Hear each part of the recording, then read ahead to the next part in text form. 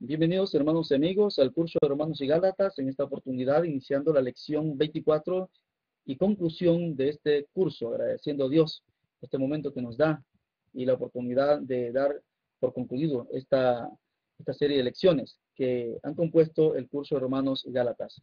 Estamos concluyendo la tercera etapa y final de este curso, como es la lectura de repaso de la carta a los Gálatas en relación con la carta a los Romanos, y en esta oportunidad pues estaremos viendo un par de objetivos, presentar brevemente a modo de repaso y conclusión concepto y contenido del Evangelio en Gálatas, así como algunos temas coincidentes en la carta a los Gálatas y Romanos. Sin más ni más, pues pasamos a la continuidad y finalización de este curso y esta lección.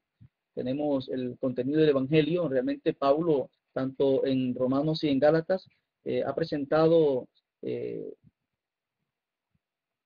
tema principal de ambas cartas, como será precisamente el Evangelio de Dios y de Jesucristo. Y este concepto del Evangelio lo irá explayando, lo irá desarrollando en el transcurso de ambas cartas. Precisamente ese concepto será definido a través de los diversos argumentos y explicaciones y defensas que Pablo estaría presentando en la carta a los Romanos, así como en la carta a los Gálatas.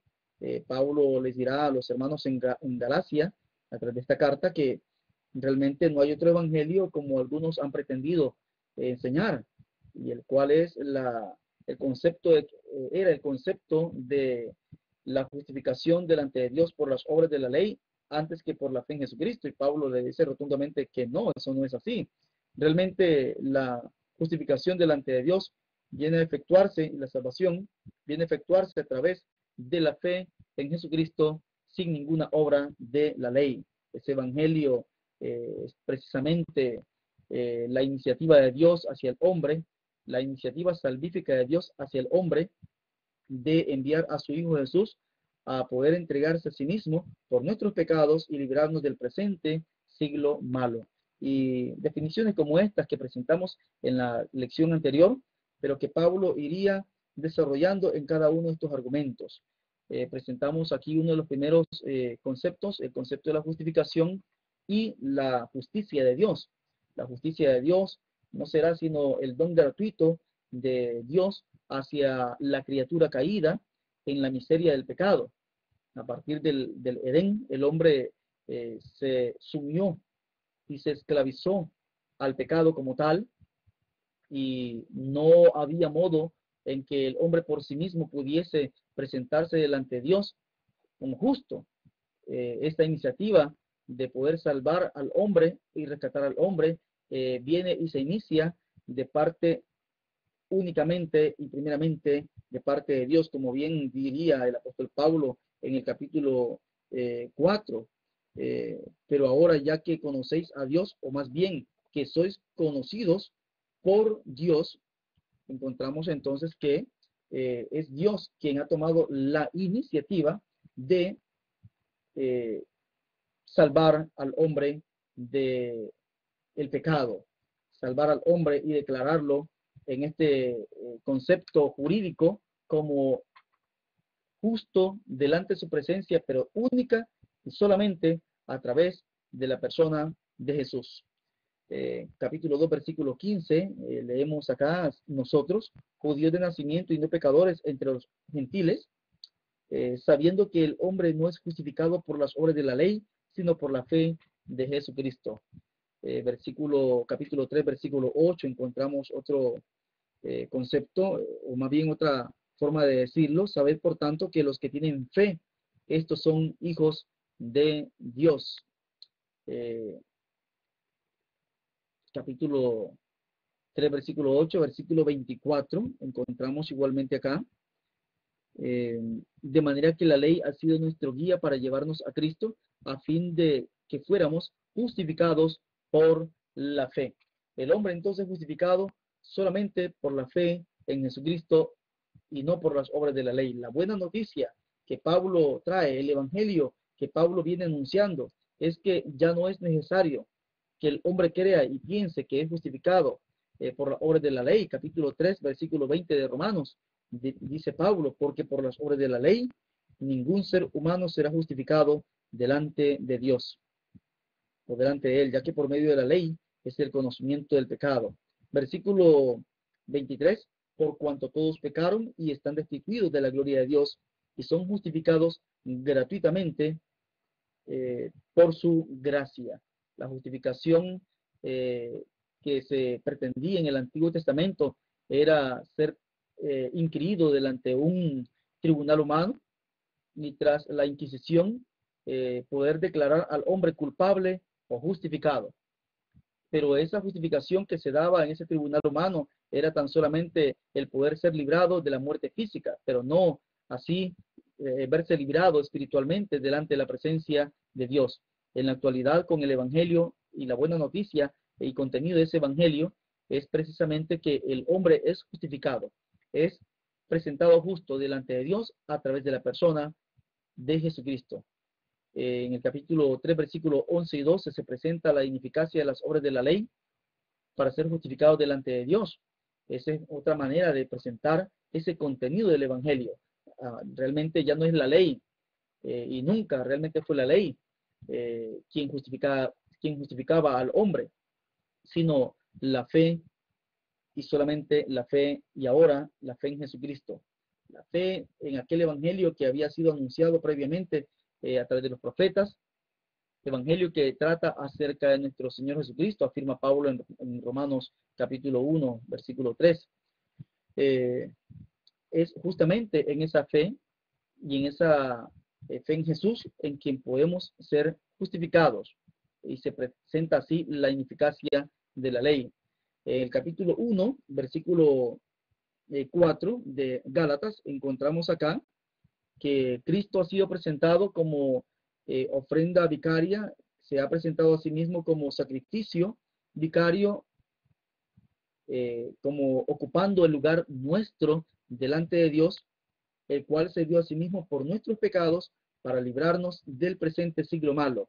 En el capítulo 3, versículo 13, Cristo nos redimió de la maldición de la ley, haciéndose maldición por nosotros, para que en Cristo Jesús la bendición de Abraham alcanzara a los gentiles. Así encontramos entonces que Cristo Jesús viene a ocupar el lugar nuestro en la cruz del Calvario. Leemos en Romanos, por ejemplo, capítulo 3, versículo 21, versículo 22 y siguiente. La justicia de Dios por medio de la fe en Jesucristo para todos los que creen en Él, por cuanto todos pecaron y están destituidos de la gloria de Dios y son justificados gratuitamente por su gracia, mediante la redención que es en Cristo Jesús, a quien Dios puso como propiciación por medio de la fe en su sangre, para manifestar su justicia. Así que ha sido a través de su sangre, su sacrificio en la cruz del Calvario, un sacrificio vicario, a través del cual nosotros nos presentamos delante de Dios justificados, justos, justificados por esa autoentrega vicaria de parte de Cristo. Tenemos aquí esta diapositiva, vamos a compartirla, a modo que puedan ustedes tener los pasajes y seguimos igualmente con la cuarta diapositiva. Jesucristo presentado claramente entre los Gálatas. El capítulo 3, versículo 1, el apóstol Pablo le dice, ante cuyos ojos y ante ustedes que he presentado claramente a Jesús, oh Gálatas insensatos, ¿quién os fascinó para no obedecer a la verdad? A vosotros ante cuyos ojos Jesucristo fue ya presentado claramente crucificado. Encontramos otra manera, otra forma de decir el contenido del Evangelio. Cristo fue presentado claramente ante sus ojos crucificado. Cuando encontramos a Pablo escribiéndole, por ejemplo, a los hermanos en Corinto, Pablo dice, me propuse no saber cosa alguna entre ustedes, sino solamente a Cristo y a este crucificado. realmente el centro del Evangelio, la acción predicativa central de ese Evangelio, ese contenido de ese Evangelio, es precisamente la persona de Cristo, su sacrificio en la cruz del Calvario. La doctrina del Espíritu igualmente es reiterativa tanto en la carta a los romanos como en la carta a los gálatas. El capítulo 3, por ejemplo, versículo 2, igualmente continuamos acá. Esto solo quiero saber de vosotros. ¿Recibisteis el Espíritu por las obras de la ley o por escuchar con fe? Y se evidencia que la recepción del Espíritu Santo no se efectuaba por ninguna obra de la ley, sino tan solamente por la fe en Jesucristo. Encontramos el versículo 5 acá, versículo 14, por ejemplo, para que en Cristo Jesús la bendición de Abraham alcanzara a los gentiles, a fin de que por la fe recibiéramos la promesa del Espíritu. Aludiendo, por supuesto, al Antiguo Testamento y a las promesas y palabras de Jesús, igualmente momentos antes de partir hacia el cielo. Les dice Jesús que no se vayan de Jerusalén hasta que reciban la promesa del Padre. Y esto fue precisamente el descenso del Espíritu Santo en el Pentecostés, la recepción del mismo en la vida de los apóstoles y en la vida de la iglesia. El apóstol Pablo vendrá a ser, después de Jesucristo, quien más hable acerca de la doctrina del Espíritu. La doctrina del Espíritu será fundamental en la teología de Pablo, en la neumatología del apóstol, más que en cualquiera otro de los escritores del Nuevo Testamento. Jesús había presentado al Espíritu Santo con las cualidades no solamente divinas, sino también personales, no solamente personales, sino también divinas por cuanto personales y su relación ontológica con Dios. El apóstol Pablo de igual modo hará lo mismo, tanto en Romanos como en Gálatas y el resto, ¿verdad?, de sus escritos. Para ello será interesante que usted pueda hacer un estudio a modo personal sobre cada uno de los pasajes y pensamientos que tuvo el apóstol Pablo acerca del Espíritu Santo, lo que él expresa, conocía, sabía y expresó respecto a la persona del Espíritu Santo. Se dice que el Espíritu Santo, por ejemplo, se recibe por la fe. Se dice en el versículo 5 que el Espíritu Santo hace maravillas entre ellos. Se dice el versículo 14 que el Espíritu Santo es la promesa dada allá en el Antiguo Testamento, por supuesto, a través de Abraham, como también por Jesucristo mismo. Se dice del Espíritu Santo, por ejemplo, en el versículo 6, capítulo 4, versículo 6, encontramos acá, y por cuanto sois hijos, Dios envió a vuestros corazones el Espíritu de su Hijo. Por supuesto, habla del Espíritu Santo indistintamente como del Espíritu de Cristo. Son formas indistintas de hablar acerca del Espíritu de Dios. Se dice el Espíritu Santo que hay frutos de parte del Espíritu, por ejemplo, y que el Espíritu Santo se opone a las obras de la carne.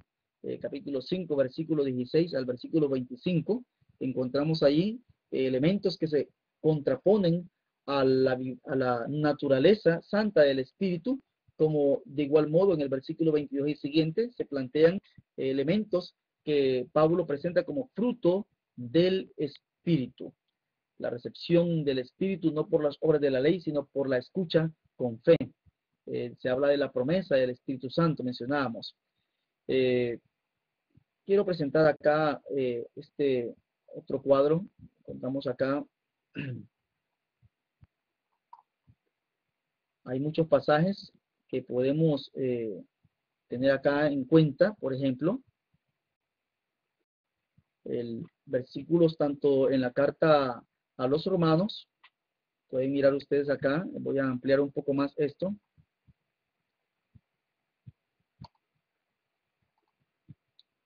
Tenemos estos pasajes que nos van a ayudar a tener una idea de lo que Pablo, de lo mucho que el apóstol Pablo habla acerca de la persona del Espíritu Santo, del Espíritu de santidad, El amor de Dios es derramado a través del Espíritu Santo. Vivimos bajo el régimen del Espíritu.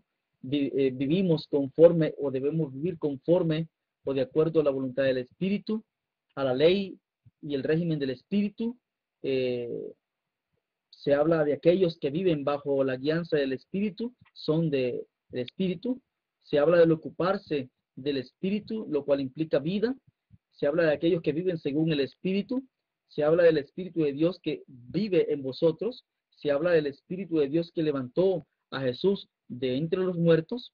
Realmente es bastante amplio y tiempo nos faltaría como para poder hacer un estudio un poco más amplio acerca de la neumatología, el pensamiento del Espíritu, la doctrina del Espíritu en la doctrina y pensamiento del apóstol Pablo. De igual modo tenemos acá, pueden mirar ustedes estos versículos, voy a ampliarlos un poco más, a modo que podamos tenerlos a vista. Vamos a hacer este repaso acá. El Espíritu Santo en Romanos, puede ver usted acá estos versículos. Este material, por supuesto, irá junto en el material que usted puede solicitar al instituto. Veamos en la carta a los Gálatas, tenemos acá, por ejemplo, algunos versículos, capítulo 3, versículo 2, el Espíritu se recibe por la escucha con fe. Se habla de aquel que da el Espíritu, por la fe se recibe la promesa del Espíritu. Se habla que Dios envía al corazón el Espíritu de su Hijo. Se exhorta a vivir y andar en el Espíritu. Se habla de aquellos que son guiados por el Espíritu. Evidentemente no están bajo la obra de la ley. Se habla del fruto del Espíritu y se habla de los que siembran para el Espíritu. Del Espíritu cosecharán vida eterna. Tenemos aquí una leyenda, una lectura. Después de Jesús, como mencionamos, será Pablo quien más nos hable en el Nuevo Testamento sobre el Espíritu Santo. Jesús nos ha dicho que el Espíritu es maestro, guía, es quien haría recordar a los apóstoles las promesas de Jesús, es el consolador, es el Espíritu de verdad. En cada una de estas cualidades y funciones del Espíritu se implica su personalidad. Igualmente Pablo continuará con la idea de la personalidad del Espíritu al decir que el Espíritu escoge, es el Espíritu santificador, el Espíritu es el que da testimonio, el Espíritu es el que intercede por nosotros ante el Padre, dirá en Romanos capítulo 8, es quien tiene poder, es el que conoce la mente de Dios, el que conoce y hurga la mente de Dios. En todo ello se implica la coincidencia natural, coincidencia natural del Espíritu Santo con Dios Padre y Jesucristo. Así, hablar del Espíritu Santo es hablar de Dios en esencia, es hablar de la esencia del Espíritu de Cristo, aunque nunca, por supuesto, confundiendo su distinción personal, pues Jesús ha dicho que rogará al Padre para que envíe al Espíritu Santo en su lugar. Son algunas notas, ¿verdad?, que he escrito a modo de explicación breve sobre el concepto que Pablo tiene sobre el Espíritu de Dios.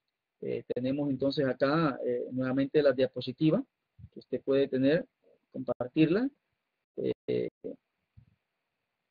La recepción del Espíritu, la promesa del Espíritu, buena nueva dada de antemano a Abraham, por medio de la bendición a los gentiles, en ti serán benditas todas las naciones de la tierra. Esa coincidencia del planteamiento y argumento de Pablo en Gálatas coincide mucho con la carta a los Romanos capítulo 4. Pablo hablará ampliamente en el capítulo 4 sobre la experiencia salvífica otorgada a Abraham tan solamente por la fe y no por las obras de la ley.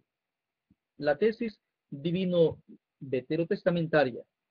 El justo por la fe vivirá, afirma el apóstol 3:11, y también encontramos la referencia de Habacuc 2:4. La redención en Cristo. El concepto de redención es bastante interesante porque redimía solamente o podía redimir o comprar aquel que era más cercano en relación filial con el esclavo, con la persona que había sido esclavizado y podía ser liberado o comprado. Solamente lo podía efectuar el pariente más cercano, aquel terreno, aquella tierra, aquella propiedad que alguien había perdido, solamente podía adquirirla, comprarla, el pariente más cercano. El concepto de la redención es interesante en relación salvífica de parte de Jesucristo, porque se establece que Él es el Redentor. Cristo es el que redime, y esto nos llama la atención en función que Cristo entonces se identifica con la criatura humana, con la criatura, con el hombre, para compadecerse del hombre y identificándose así con el hombre, tiene la potestad para redimirle, comprarle. Notamos así el concepto de redención, capítulo 3, versículo 13 y capítulo 4, versículo 3, que usted puede leer en su Biblia en este momento. Estamos, como mencionamos, a modo de repaso. No nos vamos a detener mucho en la lectura de los pasajes. Tenemos aquí la dialéctica salvífica de la ley, capítulo 3 de Gálatas, versículo 13 y 14, por ejemplo.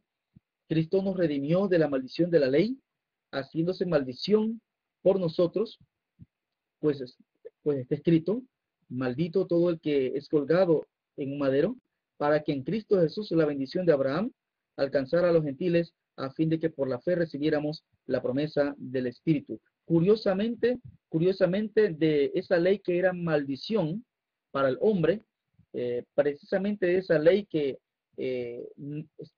sumía en la maldición al hombre que se sujetaba a ella, muy interesantemente, de esa ley de maldición, de esa ley de condenación que Pablo expresará o lo expresará de esa manera cuando escribe a los hermanos en Corinto, en el capítulo 3 de su segunda epístola.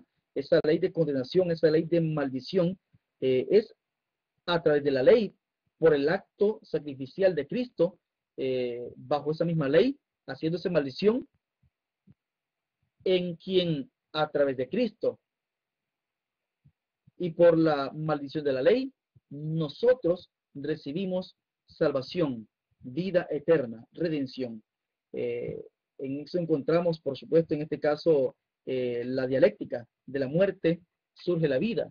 De la ley de muerte viene justamente y precisamente la vida, porque a través de la ley de muerte, Cristo muere. Pero al morir, la muerte también muere con Cristo y en Cristo, resultando para nosotros en vida y salvación.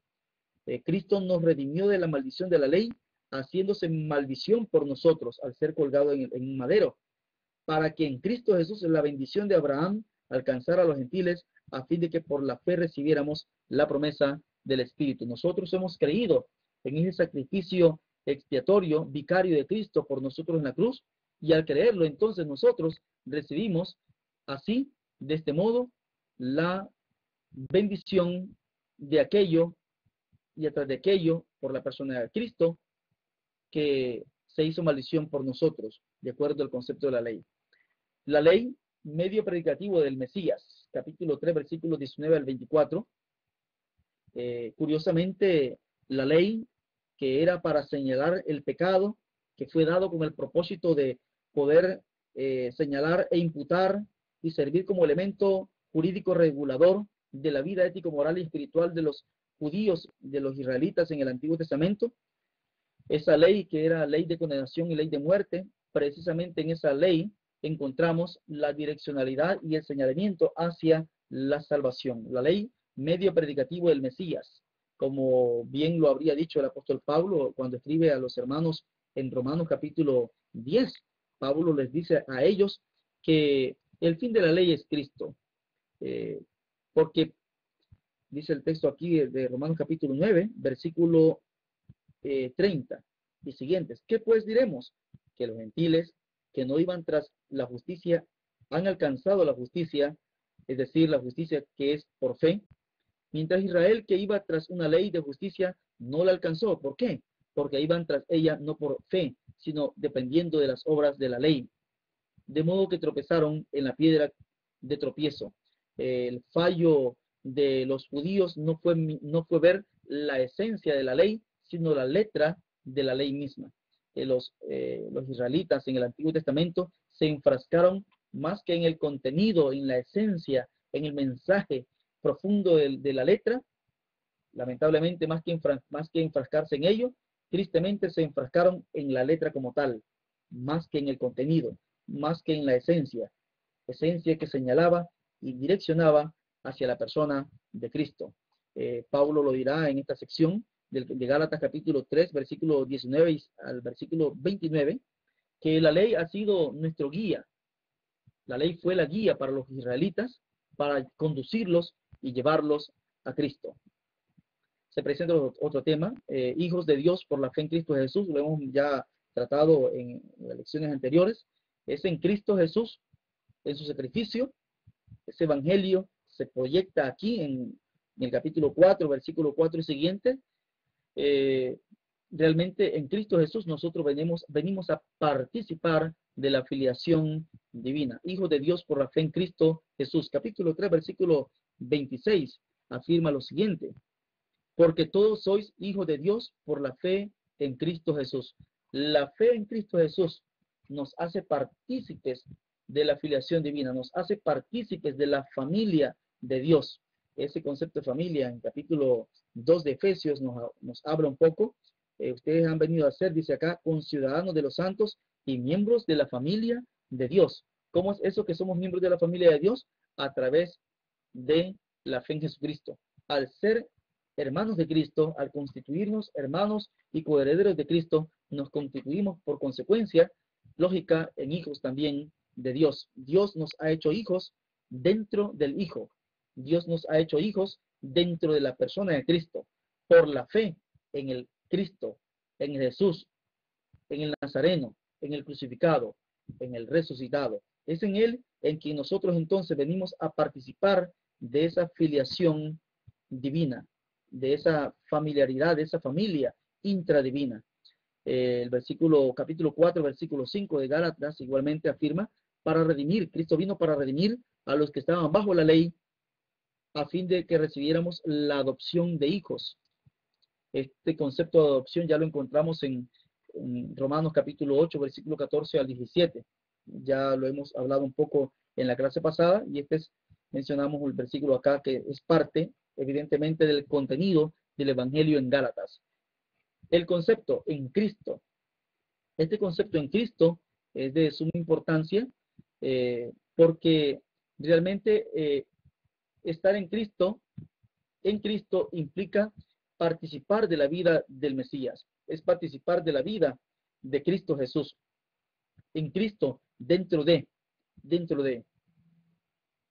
Al participar de la vida de Cristo, participamos de la vida de Dios. Y participar de la vida de Cristo y participar de la vida de Dios es participar de la vida del Espíritu Santo. Participar de la vida del Padre, del Hijo y del Espíritu Santo, dirá Pablo más adelante, será precisamente aceptar una responsabilidad ética moral de vida. Una vida de acuerdo a la ética y a la moral de Dios. Una vida en santificación. Eso implica, por supuesto, la vivencia en el Espíritu. Tenemos acá el concepto, ¿verdad?, en Cristo, tanto en Gálatas, como también la frase en Cristo en Romanos. Gálatas capítulo 2, versículo 17, encontramos aquí este concepto en Cristo. Ahora bien, si buscando ser justificados en Cristo, o sea, uno se justifica en o dentro de Cristo. El capítulo 3, versículo 14, encontramos igualmente, para que en Cristo Jesús la bendición de Abraham alcanzara a los gentiles. Solamente en Cristo se puede alcanzar la bendición de Abraham. El versículo 17 y siguientes, que usted está viendo en este momento, nos hablan acerca de la importancia o el señalamiento del concepto en Cristo y su importancia, por supuesto, en la doctrina y teología de Pablo. Estar en Cristo implica, por supuesto, vivir en Cristo, participar de su vida, participar de la vida del Padre y participar de la vida del Espíritu Santo, lo cual conlleva a un compromiso ético-moral. Capítulo 5, versículo 1 y versículo 13 y siguientes nos hablarán acerca de la responsabilidad de vivir en la vida del Espíritu. Romanos capítulo 8 igualmente nos hablará de la vida en el Espíritu. ¿Qué implica la vida en el Espíritu? Particularmente, ¿verdad? Los versículos del capítulo 8, versículo 5 al versículo 17, nos hablarán acerca de la importancia de la vivencia del Espíritu en contraposición a la vivencia en la carne, como lo expresará, por supuesto, igualmente en Gálatas, capítulo 5 y siguientes. Vemos otro, regresamos un poco atrás de esta diapositiva. Nuestra pertenencia a Cristo, pertenecemos a Cristo, por supuesto. La pertenencia a Cristo será importancia, capítulo 3, versículo 29, como mencionábamos. Y si vosotros sois de Cristo, ciertamente descendientes de Abraham sois y herederos según la promesa. Somos hijos de Dios y somos herederos de Dios y por supuesto coherederos con Cristo, dirá tanto Romanos capítulo 8, 14 al 17, como también capítulo 4 de Gálatas, versículo 6 y 7. Y el versículo 29 del capítulo 3, si sois de Cristo, nosotros somos de Cristo. El cristiano está en Cristo por cuanto ha sido redimido, o sea, comprado por Cristo. Ya lo leíamos en el capítulo 4, versículo 5 y capítulo 3, versículo 13, el concepto de redimir. Cristo nos ha redimido, nos ha comprado, pertenecemos a Cristo. Pero la pertenencia a Cristo, el sello de pertenencia a Cristo es precisamente la presencia de su Espíritu en nosotros. Romanos capítulo 8, versículo 9, pero vosotros no vivís según la carne, sino según el Espíritu, si es que el Espíritu de Dios está en vosotros. Y si alguno no tiene el Espíritu de Cristo, no es de él. La pertenencia a Cristo lo determina la presencia del Espíritu en el cristiano. La presencia del Espíritu en el cristiano lo determina la vida, por supuesto, la praxis de vida o la vida práctica delante de la comunidad, delante de los hombres y delante de la presencia de Dios. Herederos según la promesa, ya mencionábamos esos versículos. Veamos acá el concepto de cronos, el cronos de Dios, el tiempo de Dios, adecuado para nuestra salvación, un concepto escatológico presentado en Pablo, y capítulo 4, versículo 4, Dios se había propuesto un tiempo adecuado para el envío de su Hijo. Dios envía a su Hijo en el tiempo preciso, pero cuando vino el cumplimiento del tiempo, Dios envió a su Hijo nacido de mujer y nacido bajo la ley. No fue en cualquier momento. Siempre es importante el tiempo de Dios para la salvación del hombre. Si no está en el tiempo de Dios, lamentablemente nada se puede hacer. En tanto hagamos las cosas dentro del tiempo de Dios, dentro del tiempo preciso para que sean ejecutadas sus beneficios salvíficos para el hombre, serán ejecutados, se oponga quien se oponga. La esencia del Evangelio y el carisma de la Iglesia, capítulo 4, versículo 4 al 9, ya lo hemos explicado en la clase anterior, y decimos que precisamente esa otra forma de presentar ese Evangelio es decir, que Dios, en ese tiempo adecuado, en ese tiempo preciso, envió a su Hijo, y su Hijo por consecuencia igual en relación íntima ontológica con Dios, también Dios, el Verbo se hizo carne y habitó entre nosotros, nació de mujer y nació bajo la ley para redimir a los que estaban bajo la ley. Este que nació bajo la ley fue enviado por la voluntad y la iniciativa del Padre para librarnos del presente siglo malo y así de esta manera redimirnos, darnos la redención y la justificación por la fe en Él. Será básicamente la expresión genérica de la definición del concepto evangelio en la carta de Gálatas, como por supuesto de Romanos, si incluimos que Dios ya lo había anunciado a través de sus profetas, ese evangelio que trata por supuesto acerca de su Hijo Jesucristo nuestro Señor. La adopción de hijos, ya mencionamos esto, ese concepto de adopción nos hace partícipes de la filiación divina, nos hace partícipes de la familia de Dios, y al hacernos partícipes de la familia de Dios, incluimos el concepto petrino de su primera epístola. Cuando leemos en la epístola universal del apóstol Pedro, su segunda epístola, capítulo 1, versículo 4, por medio de estas cosas nos ha dado preciosas y grandísimas promesas, para que por ellas lleguéis a ser participantes de la naturaleza divina, la teosis, la unificación con Dios. En este caso, la unificación con Dios a través de la presencia de su Espíritu en la vida del cristiano y la praxis del Espíritu en la vida del cristiano. Somos entonces hijos de Dios por adopción, y como somos hijos por adopción, somos hijos legítimos de Dios, con todos los derechos igual que el Hijo, y por tanto coherederos igualmente con el Hijo. Romanos capítulo 8, versículo 14 al 17, importante repasarlo. La recepción del Espíritu de Cristo por cuanto hijos de Dios. Somos hijos de Dios, por consecuencia tenemos su Espíritu. Como Isaac somos hijos de la promesa y la participación en la vida del Espíritu. Ya hemos visto esto, el concepto en Cristo, y lo puede repasar en las lecciones subsiguientes. Veamos a continuación el señorío de Cristo en Gálatas y Romanos, el concepto del Hijo y la doctrina del Espíritu, que ya mencionamos algo sobre ello. Acompáñenme por favor en esta nota que tenemos acá. Voy a achicar un poco esto para que veamos de manera panorámica. Permítanme acá presentarles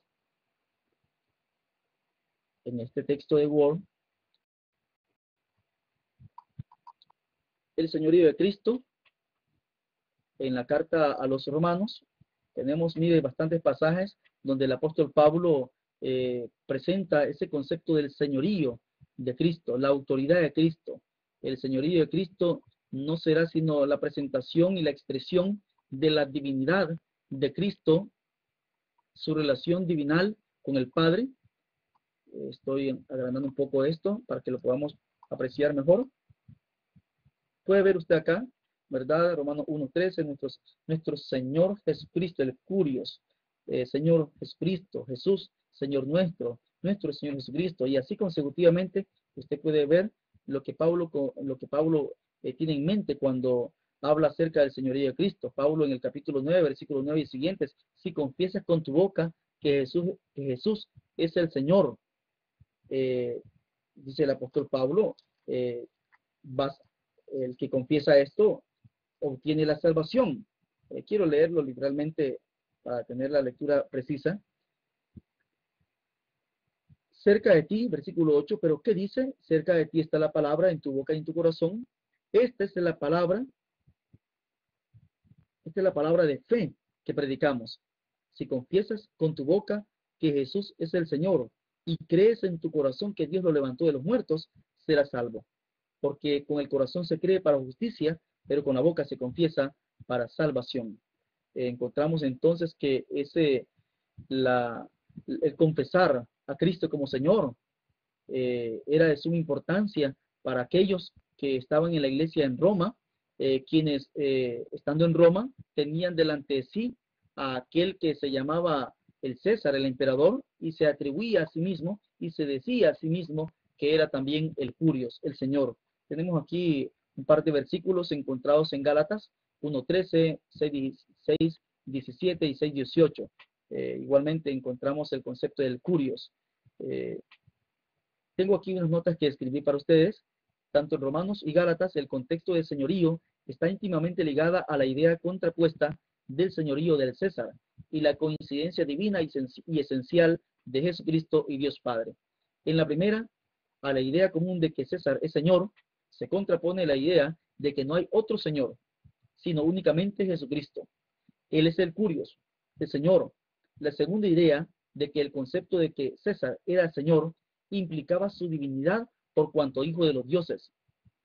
El César se consideraba a sí mismo divino y por tanto evidentemente Señor. Ante ello, Pablo plantea que no hay otro divino, no hay otro Señor en esa calidad, sino solo Jesús, por cuanto hijo de Dios Padre. Cuando escribe a los filipenses, una colonia romana que rendía tributo y adoración al César, les dice que Cristo es el Señor y que ante él se doblará toda rodilla y toda lengua confesará que él es el Señor. Esto, para las mentes enmarcadas en la adoración al César, será una novedad, por supuesto, y una novedad salvífica.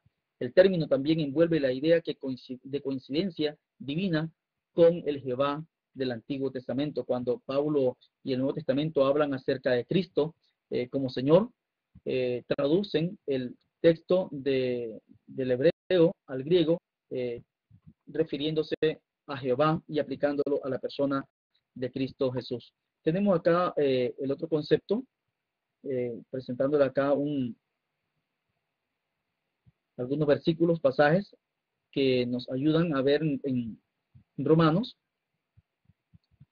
Romanos 1:4, declarado Hijo de Dios. Jesucristo es declarado Hijo de Dios. Dios enviando a su Hijo en semejanza de carne, hechos conforme a la imagen del Hijo, dice el apóstol Pablo en Romanos capítulo 8.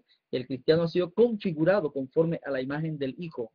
El que no escatimó ni a su propio Hijo, hablando de Dios respecto a Jesús, y para que glorifiquéis al Dios y Padre de nuestro Señor Jesucristo. Ese concepto de Dios y Padre, por supuesto, implica a Jesús como Hijo.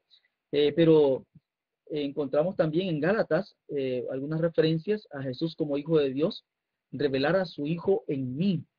Dios decidió revelar en Pablo a su Hijo Jesucristo. Dios envió a su Hijo. Dios envió a vuestros corazones el Espíritu de su Hijo. Y encontramos aquí una lectura, unas notas que he elaborado para ustedes. Encontramos, siguiendo las notas anteriores sobre el señorío de Cristo, a la idea de que, vamos a ver acá un poco, vamos a ampliarla.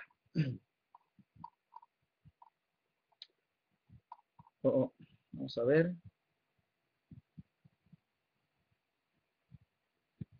Leo acá. Siguiendo las notas anteriores sobre el señorío de Cristo, a la idea de que el César era el Hijo de Dios u otra deidad,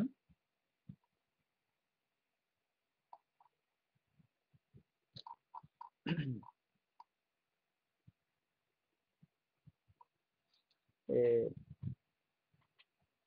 que el César era hijo de Dios u otra deidad contemporánea a este emperador, Pablo plantea que Jesús es el único Hijo de Dios. Pablo va más allá, al implicar la filiación del Hijo con el Padre a una identificación natural con Dios Padre, aunque distinguiéndole, por supuesto, en cuanto a personas. Al afirmar que Jesús es el Hijo de Dios, se implica que también es Dios en naturaleza. Él participa, Jesús, de toda la usía, de toda la sustancia, de toda la esencia divina. De ahí que Pablo afirme a los colosenses, en Él, en Cristo, habita toda la plenitud de la deidad. Hablar acerca de la persona del Hijo, el concepto de Hijo implica, por consiguiente, ser igual al Padre. Y se es igual al Padre por cuanto Hijo. El Hijo, por cuanto engendrado por el Padre, participa de toda la genética del Padre. En este caso, si hablamos de Jesús, que es engendrado por Dios Padre, Cristo vendría a tener plena y totalmente a participar de toda la genética divina. Cristo participa de toda la genética divina, por decir y aplicar este término, ¿verdad?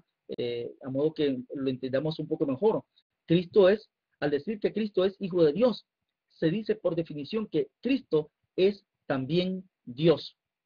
¿En qué sentido y por qué? Por cuanto es Hijo de Dios.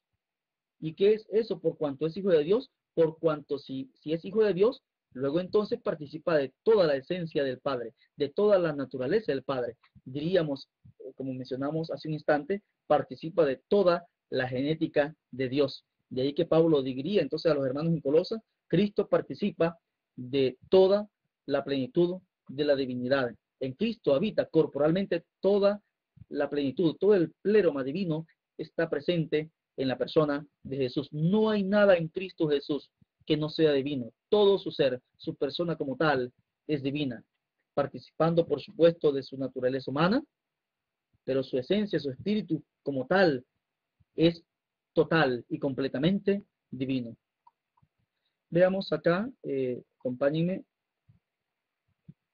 en otro concepto. Tenemos aquí el concepto de hijo, vemos el concepto del Espíritu Santo, igualmente ya lo leíamos, igualmente la lectura, las notas que había escrito para ustedes, los versículos en Gálatas, tenemos acá, que nos hablan acerca de la divinidad del Espíritu y la personalidad del Espíritu. Y si usted nota en la carta a los Romanos, la gran cantidad de versículos y pasajes que Pablo utiliza para hablar acerca del Espíritu. Evidentemente, para Pablo, la doctrina del Espíritu será de suma importancia. Quiero leer esto, ¿verdad?, nuevamente para ustedes. Después de Jesús, será Pablo quien más nos hable en el Nuevo Testamento sobre el Espíritu Santo.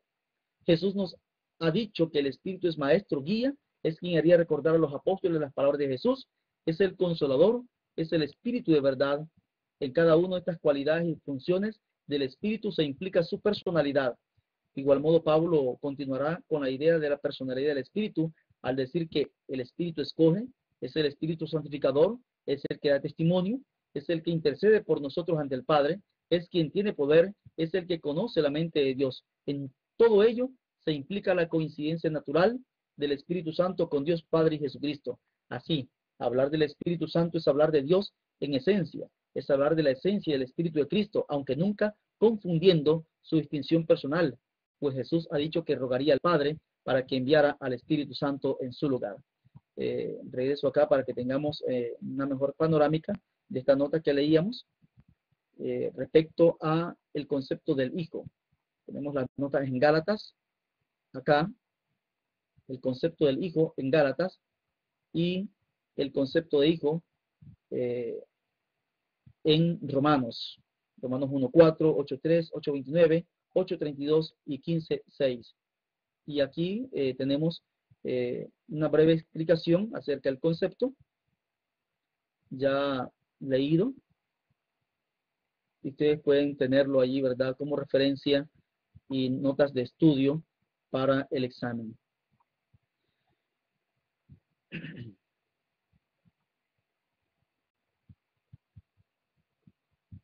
Tenemos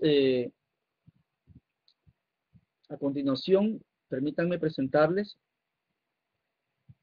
unas diapositivas más y a modo que podamos ir concluyendo en esta clase. Veamos acá, por favor, en la diapositiva.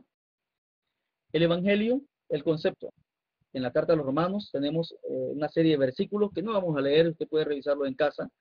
En todos estos son los versículos y pasajes en los cuales aparece el concepto Evangelio en la carta a los Gálatas y seguidamente en Romanos y seguidamente en la carta a los Gálatas. Romanos capítulo 1, versículo 1, versículo 3, 9, 15, 16, 17, capítulo 2, versículo 16, capítulo 11, versículo 28, capítulo 15, 16, 19, 20, 29, capítulo 16 y versículo 25 de Romanos. En los versículos señalados en Gálatas tenemos Gálatas capítulo 1, versículos 6, 8, 9 y 11, capítulo 2, 5, verso 7, verso 14 y capítulo 4, versículo 13. Son los pasajes donde aparece el concepto. Si usted nota, tanto en Romanos como en Gálatas, Pablo habla reiterativamente acerca del concepto o menciona el concepto como tal. Esto significa que para Pablo es de suma importancia este concepto en ambas epístolas. De ahí, por supuesto, que nosotros dijéramos que el tema de la carta a los romanos no sea sino precisamente el Evangelio de Dios, el Evangelio de Dios, el Evangelio de Cristo. Romanos capítulo 15, por ejemplo, ministrando el Evangelio de Dios para que los gentiles le sean como ofrenda agradable. El capítulo 15, versículo 20, y de esta manera me esforcé en predicar el Evangelio donde Cristo ya hubiera sido predicado.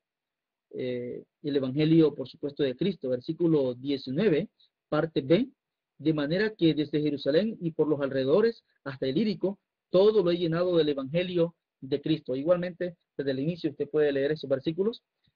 Así que el tema de ambas cartas no será sino la presentación del Evangelio de Dios y de Jesucristo, aquel Evangelio que Pablo llama también mi evangelio.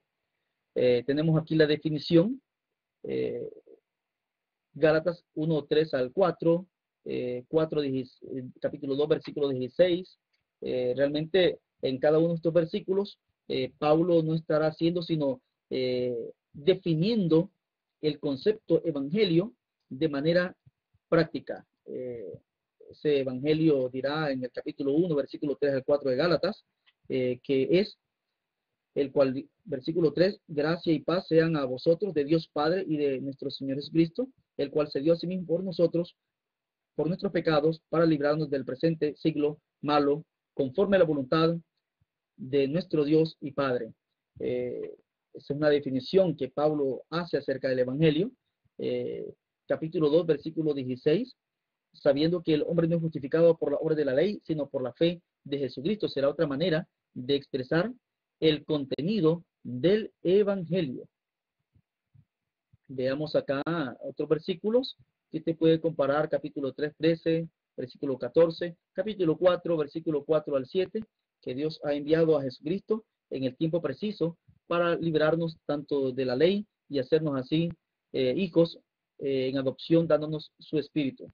En Romanos igualmente tenemos la definición del concepto de manera explicativa y a través de los argumentos que presenta el apóstol Pablo. Capítulo 3, por ejemplo, versículo 21 de Romanos, encontramos una bonita definición, una bella definición de ese evangelio.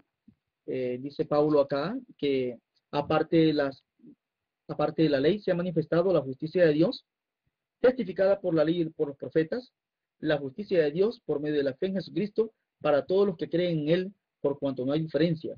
Por cuanto todos pecaron y están destituidos de la gloria de Dios, y son justificados gratuitamente por su gracia, mediante la redención que es en Cristo Jesús, a quien dispuso como propiciación por medio de la fe en su sangre. Tenemos ahí una definición básicamente acerca del contenido del evangelio y del concepto evangelio. Usted puede revisar consecutivamente estos versículos siguientes, en el cual básicamente Pablo expresa en sus palabras y define en sus palabras y amplía en sus palabras el concepto de evangelio, que ya acá hemos visto que lo menciona bastante en sus dos epístolas. La aplicación de ese evangelio, por ejemplo, en Romanos se da la aplicación. La vivencia del evangelio es justamente la vida en el espíritu. La vida en el espíritu es precisamente esa aplicación del evangelio en la vida del cristiano. Capítulo 12, versículo 1 hasta el capítulo 16, versículo 27, será ese evangelio en la vivencia y práctica misma del cristiano. Su relación con los hombres y su relación con Dios, su relación ético-moral con los hombres y su relación ético-moral espiritual con Dios. En Gálatas tenemos, por supuesto, la aplicación del evangelio, todo lo que es el capítulo 5 hasta el capítulo 6, en el cual Pablo dirá, la libertad no es igual al libertinaje. Hablar del evangelio es la vivencia de una vida que agrada a Dios de acuerdo a la vivencia y características propias del Espíritu Santo. Será básicamente la definición final de ese evangelio. Con esto, hermanos míos, estamos llegando a la finalización de este curso de Romanos y Gálatas. Agradeciendo, por supuesto, a Dios profundamente el habernos permitido estar en este curso. Hemos visto en todo este curso una lectura de repaso tanto de la carta a los romanos y la carta a los gálatas, en los cuales, por supuesto, hemos definido el concepto de evangelio, tanto en Romanos y Gálatas, y en esta última lección, un repaso del concepto y contenido de ese evangelio. Agradezco a Dios el haberme permitido el privilegio de estar con ustedes, participando y aprendiendo junto con ustedes de estas dos cartas preciosísimas. Igualmente agradeciendo su fineza por haber llegado al término junto con un servidor de estas lecturas de repaso y estudio de la carta a los romanos y gálatas. Mi deseo y oración, que Dios bendiga a cada uno de ustedes, que Dios bendiga a sus familias, que Dios bendiga a sus ministerios, Que la gracia de Dios, la paz de Jesucristo y la comunión del Espíritu Santo sea con cada uno de ustedes. Muy sinceramente, su hermano y amigo, Guillermo Domínguez. Dios los bendiga a todos. Hasta la próxima.